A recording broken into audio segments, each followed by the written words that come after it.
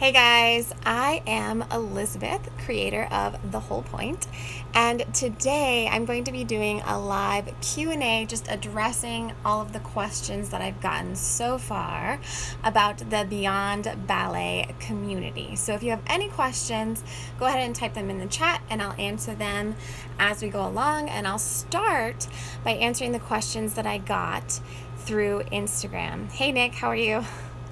So one of the first questions that I got about the Beyond Ballet program is it suitable for adults? Hey, and yeah, it's created entirely for adults. My focus is adults, pretty much anyone over the age of 18, because I'm really passionate about what the ballet world deems as late starters and adult dancers, and this entire community will be geared towards an adult and the busy schedule that comes with being an adult, right? We don't have 8 hours a day to be spending in ballet. So this will definitely be geared towards adults and your busy schedules.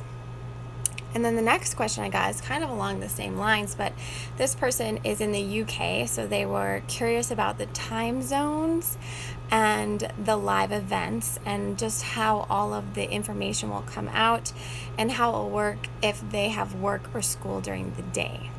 So the lives will be happening, probably more often in this first quarter, as I'm really going to be working with the founding members to build what the Beyond Ballet community is. But the lives will generally always be on Sundays around 1 o'clock Mountain Time, which translates to 7 or 8 UK time. But so I am trying to put the lives where they're accessible to everyone regardless of time zone. And then, for guest speakers and other little projects, I can't tell you exactly when the lives are going to be right now, but I will always take everyone's time zones into account, which is something that I'm definitely learning through this process and through doing the workshop that I did in April. But most of the content will be pre-recorded so that you can go through it at your leisure on your own time. And then we'll be getting together live to talk about it. Talk about any resistance that come up, any questions that you have. And oh, no worries, Patrick, I totally understand. And then that brings me to another question I got, which the question was, what is the time investment for the first 3 months for that quarter of the Beyond Ballet community? And that's a really great question, because I hadn't taken the time to really calculate the time investment, but so far all of the training videos that I've created are probably in the 5 to 20 minute range. And then when we get together live, it's usually an hour, maybe an hour and a half, but you don't have to stay the whole time. And one of the reasons that I'm creating this community is because when I did the Ballet on the Brain workshop, it's a lot of information, right? In one weekend, we crammed in a lot of information. And I love the idea of working at a slower pace where there's time built in for implementing, right? I talk a lot about the overwhelm of ballet when you're first starting ballet. There's so many layers and so many new things to learn. So my goal with this community is to pack the front half of the month with training and talking through it to make sure that I cover any questions or anything like that. And then near the end of each month, we'll have a week where we're just really working on implementing, as well as throughout the rest of the month. So I wouldn't say that it's going to be a huge time investment, because the goal of this community is for me to be guiding you through it and making sure it's fitting into your life. And then I have my computer here for the email questions, so let me see another one. But let me know, guys, if you have any questions while I'm doing the live. That's why I'm live. Okay, so this next question was kind of long, and it was kind of personal to that person, but basically they're asking they're saying that they right now are only taking one class a week, and that they are kind of losing their motivation and their love of ballet, and they're interested in knowing more about cross-training ballet balance. So one of the things that I want to make sure that everyone knows is that there's no like prerequisite to being part of the Beyond Ballet community.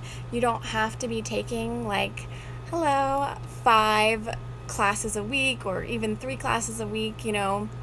When I was taking class before the quarantine happened, I was only taking once a week as well. And I still think that you can get a lot out of the community from just taking class once a week. So whether you're taking like 50 classes a week like Nick does or just 1 class a week, I think that this will be really helpful, because the main point of this community, the whole point of this community, is to help you be integrating what you're learning in ballet into your life, and not to have ballet be taking up so much time and feeling like yeah, it's true, Nick. No, not feeling like you have to be, doing ballet for hours on end to see progress, because I believe that if you are doing this work that we'll be doing with journaling and visualizing and affirmations, that you will be getting more benefit out of it, because you'll be doing the work of your ballet so intentionally. So whether that's 1 class a week or 50 classes a week, it'll work both ways. Why not? Yeah, I wish that I could take as many classes as Nick takes, but we all have different levels that we're able to do in the season of life that we're in. As we hear my baby screaming in the background, that's the season of life I'm in. So yeah, I just wanted to make sure that everyone knows that there's not a certain level that you have to be at in ballet. There's not a certain amount of classes that you have to be taking, because we aren't going to be, addressing things from a level perspective. We're going to be addressing it very holistically and just looking at like, what is the point of ballet, right? What is ballet bringing to our lives, and what in our everyday lives can we take and bring to ballet? So that's the whole point. Well, thank you. That's so kind of you to say. The next question that I got, and make sure you can add any questions at any time, is... Okay, yeah, so this is again talking about the cross training and asking about if this will have a lot of cross training, if this will help balance ballet and cross training. And I'm gonna say yes to that as well, because that's a big part of this. Is, this first quarter, July through September, is going to be focused on flexibility. But, and you've probably heard me say it before, flexibility, I'm not going to just be giving you stretches, right? I'm not going to just be telling you to sit in your splits or telling you to grab a strap and do all of these crazy stretches, because so much of flexibility is tied to stability and strength. So there's going to be a lot of the exercises that I give you are going to combine increasing mobility and stability at the same time. And to me, that's the best kind of cross training. A lot of the cross training that I will give you might not look exactly balletic, but I promise that the more that we learn about our bodies and how they relate to ballet, we'll realize that doing the cross training is what supports our ballet practice. So I will definitely be addressing the balance of ballet and cross training and just moving, right? So there's so much movement practice and just kind of getting into your body and the way that your body moves that is going to help inform your ballet practice. And then the next question is asking if this will help bring back the enjoyment of ballet. Hey, Raya. This person is saying that lately they've just been feeling really discouraged and unmotivated with ballet, which I totally understand. I think Everything that we've gone through in the last few months has shaken up everything, and so to feel unmotivated to do ballet is really completely normal. And to me, that would be a perfect time to be part of this community, because we're not going to just be working on getting fitter or getting better at ballet. We're going to be doing the mindset work, the journaling, the visualizing, the talking about, all of those emotions that come up when we do ballet. Because to think that we can separate, our feelings, if we're feeling depressed or discouraged, thinking that we can separate that from our ballet practice is really unhelpful. Because while you might try to trick your brain into thinking you can just push through your emotions, they're always going to keep coming up until you address them. And so I would really actually encourage anyone who's feeling unmotivated or discouraged with ballet to start journaling, whether you join the community or not. I think that journaling is such a great way to start to get in touch with the reason behind emotions and start articulating, what's going on beneath the surface. Sometimes we just keep ourselves so busy that we don't take that time to process that information. Hey. Okay, and then the last question, I think this is the last question, unless you guys have any questions, just let me know. Okay, so the last question was if there's any chance that I could offer a 1-week free trial or a limited access thing where they could check out the community and see if it's right for them before they commit. And the answer to that is yes, I will be offering that in October. So I'm creating this community right now, and I just started working on some of the videos yesterday, but I only started creating the videos after I saw who was signing up, after I had them answer some questions, because I'm creating the material for the people who are signing up, right? I'm creating this community based on the founding members and their feedback, and through the next 3 months I will be asking them for lots of feedback. So I'll be creating the community around what works for them and what doesn't work for them, what they like and what they don't like. And so if I gave you a free trial right now, you would probably go in and not see a whole lot, because we're going to be building it together. Yeah. So I'm going to be giving out trainings and then doing lives and asking questions, and then I'll be reframing how I do things, or adjusting and pivoting and really working with the founding members to create what the community will be going forward. So for these first 3 months, I'm asking the founding members to just commit to me and just see me through the process, and just know that, we're making it together. And so there's no free trial this time. There's no way for you to kind of get access to everything because it doesn't exist yet. I'm going to be building it in the moment.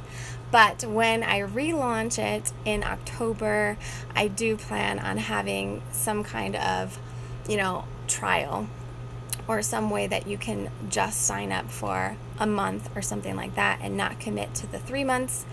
I know the desire to kind of peek under the hood and everything like that. I totally get it.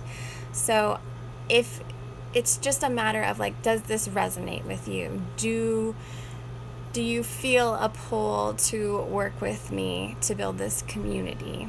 Then I would invite you to join me, be a founding member at this $19 a month. It's the lowest it will be. I'm trying to price it below a drop-in class, so it's just a no-brainer, right?